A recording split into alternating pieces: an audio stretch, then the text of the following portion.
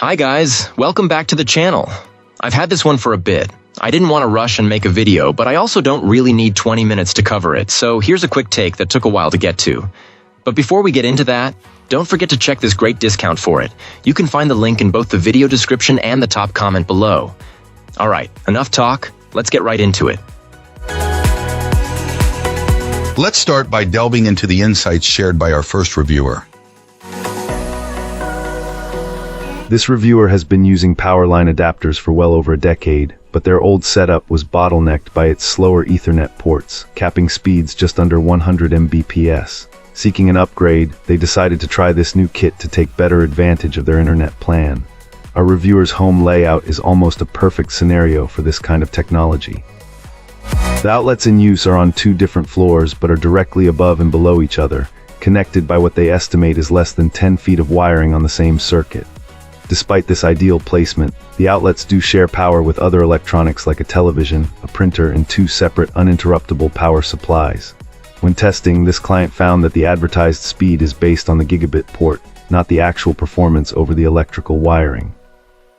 An application for the device showed the connection rate between the two adapters, what it calls the Powerline rate, to be around 750 Mbps. The real-world throughput was, as expected, lower.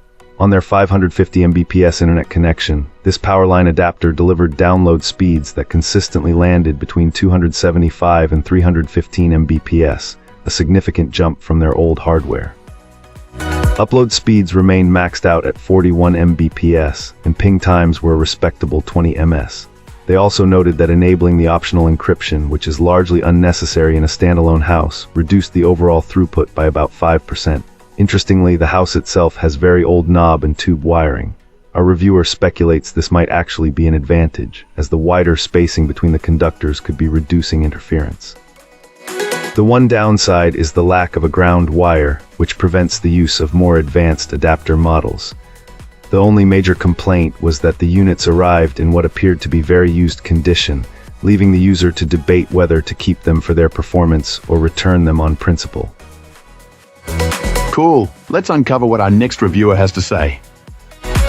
This reviewer wanted to share their experience with this Powerline Ethernet adapter, especially for those stuck with coaxial internet like them. Fiber isn't an option for them, so cable is the best they can get. To start, they paired this system with some Cat8 Ethernet cables, thinking overkill might be worth it for maximum speed and minimal latency. Surprisingly, the system worked right out of the box without any pairing required. Initially, our reviewer plugged the router and adapter into an outlet in the far corner of the living room, but the speed was pretty low. Moving it to a closer, busier outlet significantly improved the speed. The other adapter is connected to their console, and while Wi-Fi performance was decent, there were occasional lag spikes. This system seems to have eliminated those, although the latency was initially worse than Wi-Fi when using the far outlet. In-game latency jumped from 32 ms over Wi-Fi to 70-80 ms with the initial setup, but it decreased after a few days. They also use remote play, and this adapter has improved stability on the sending end. The console's native speed test shows around 28-36 ms ping, similar to Wi-Fi, but the in-game latency is now around 40 ms. Although it is a slight increase of the 30 ms they used to get, the spikes are gone, making the trade-off worthwhile for the increased stability. Important note, both adapters must be plugged directly into an outlet, avoiding surge protectors or extension cords. Overall, this client feels this product works well and has solved most of their issues, providing a stable wired Ethernet connection without needing to be near the router. While speeds haven't improved, the stability gained is a win for them. Awesome. Let's hear what our next reviewer has to share about their experience. This reviewer wanted to share their experience with this Powerline Ethernet adapter, particularly the steps needed to get it working effectively. Straight off the bat, the biggest drawback for our reviewer is the complete lack of firmware updates since its initial release years ago. This apparent neglect, especially for bug fixes, significantly impacted their overall rating.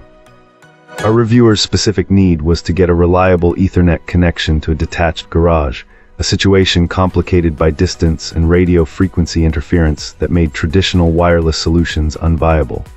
They opted for Ethernet over Powerline as the only practical alternative.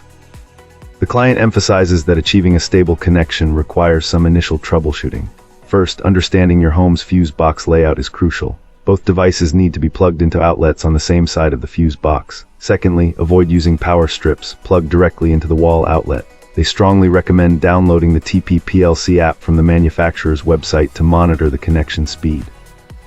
The reviewer stresses the importance of experimenting with different outlets to find the one that delivers the strongest signal.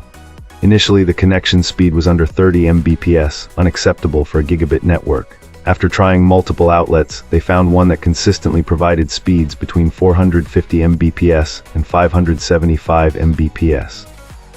While the signal fluctuates due to noise on the power lines, it remains stable.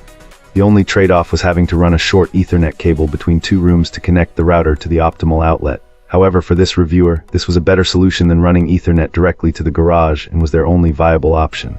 This client believes that this solution is not for everyone, particularly those without the patience or technical skills to troubleshoot. That's all for today.